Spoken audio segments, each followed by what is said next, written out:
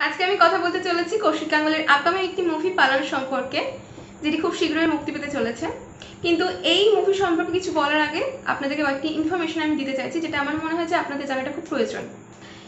এই পালান মুভির প্রেক্ষাপট জুড়ে যে গল্পটি বিরাজ করছে সেটা হলো মৃণাল সেনের বিখ্যাত একটি মুভি 82 সালে মুক্তিপ্রাপ্ত খারিজ মুভিটি, যেটা রণপদ চৌধুরীর একটি নভেল থেকে ভিত্তি করে ইন্সপায়ার্ড হয়ে নেওয়া। এই মুভিতে আমরা দেখতে পেয়েছি যে কলকাতার একটি দম্পতি তাদের সন্তান সহ কলকাতার একটি বাড়িতেই রয়েছে। সেখানে তারা একটি চাকরকে নিয়েছে বাড়ির কাজের জন্য, এবং সেই চাকরটি হলো মাইনর এজের। এবং যথারীতি একদিন সে তার কাজ স্কিপ করে পালিয়ে একটি মুভি দেখতে গেছে এবং ফিরে এসে ওই শীতের সময় সে যখন সিঁড়ির ঘরে শুতে যাচ্ছে তখন প্রচণ্ড শীত অনুভব করায় রান্নাঘরে গিয়ে শুয়েছে একটু তাপের জন্য। কিন্তু এটা যে তার ভুল সেটা সে ভ্রূণাক্ষরও টের পায়নি।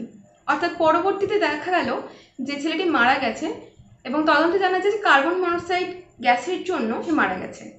এবং এটার জন্য কে দায়ী, প্রতিবেশী, তার বাবা মা, নাকি সেই ওনার অর্থাৎ বাড়ির মালিক, সেসব নিয়ে তদন্ত হয়।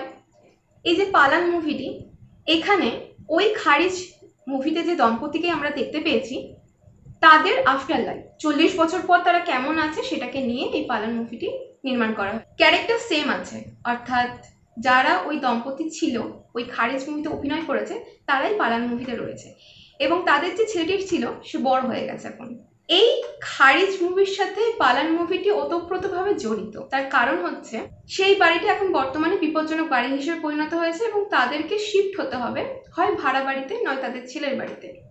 এছাড়াও আরেকটি সিন আমরা দেখতে পেয়েছি যে ওই বিপজ্জনক বাড়ি থেকে পড়ে একজন মারা গেল, সেটা নিয়ে তদন্ত এবং বাড়িটি খালি করে দেওয়ার কথা হচ্ছে।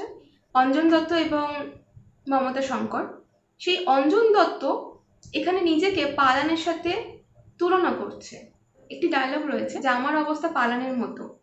তো এই প্রেক্ষাপট জুড়ে এবং বর্তমানের পরিস্থিতি নিয়ে মূলত গল্পটি তৈরি, এবং আমি বা বাংলায় যারা আমরা অডিয়েন্স রয়েছি তারা আমরা খুবই আশাবাদী যে কৌশিক গাঙ্গুলির মতো এমন একজন ডাইরেক্টর, সে এমন একটা প্লটকে নির্ধারণ করেছে, চুজ করেছে, তার ভিত্তিতে তিনি কি গল্প সাজাবে, কি ক্লাইম্যাক্স থাকবে, কি সাসপেন্স থাকবে, সেগুলো নিয়ে মুভিটি হতে যাচ্ছে। এর সঙ্গে মুভিটি খুব ভালো হতে চলেছে এবং এই মুভিটি সায়েন্টিফিক একটা দিক আছে এবং সাসপেন্স থ্রিলারের একটা দিক। পালান কথাটির সাথে শুধুমাত্র ওই মুভির ক্যারেক্টারের উল্লেখ পাওয়া যায় না, তার কারণ বর্তমানে যে সিচুয়েশন হয়েছে তাদের, সেই হিসেবে পালান কথাটিও রিলেট করা যায়, অর্থাৎ টাইটেলটা যথারীতি উপযুক্ত মুভিটির জন্য। ভিডিওটি ভালো লেগে থাকলে অবশ্যই লাইক, কমেন্ট এবং বন্ধুদের সাথে শেয়ার করতে ভুলবেন না। নতুন মুভির আপডেট পেতে গেলে চ্যানেলটিকে সাবস্ক্রাইব করে রাখবেন। ভিডিওটির সাথে জুড়ে থাকার জন্য ধন্যবাদ। ভালো থাকুন, দেখা হচ্ছে পরের ভিডিওতে।